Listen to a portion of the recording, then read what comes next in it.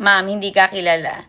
Ang tinutukoy niya guys ay yung asawa ko kasi hindi niya mabigkas yung pangalan ko. Pati yung anak ko, mga dogs namin.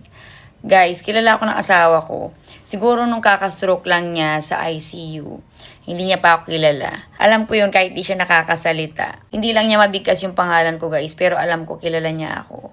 Nahirapan lang talaga siya magsalita. Nakakatawa nga kasi, tandaan niya yung pangalan niya. Pero yung pangalan namin hindi niya mabigkas. Pati pangalan ng anak ko, pangalan ng mga dogs namin. Hindi niya mabigkas. Parang yung naalala lang niyang bigkasin yung pangalan niya.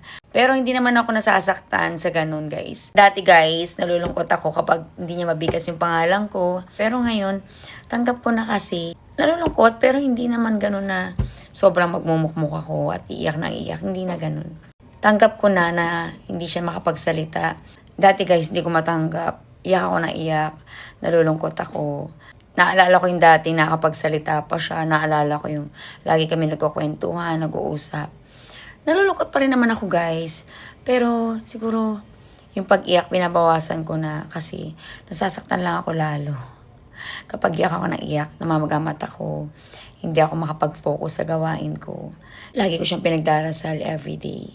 Pinagdarasal ko yung family ko, na makayanan namin. At sa ngayon guys, dinadaan ko na lang din sa biro minsan pag nag-uusap kaming dalawa. Para hindi na siya masyadong malungkot. Ayoko naman kasi lagi siya nalulungkot. Kasi nung dati guys na nakita niya ako umiiyak, parang naapektuhan din siya. Niyayakap niya ako, hinaplos niya yung likod ko. Ayaw niya rin yung nalulungkot ako guys, totoo. Kahit nagkaganyan ni asawa ko, naapektuhan niya yung pag-iisip.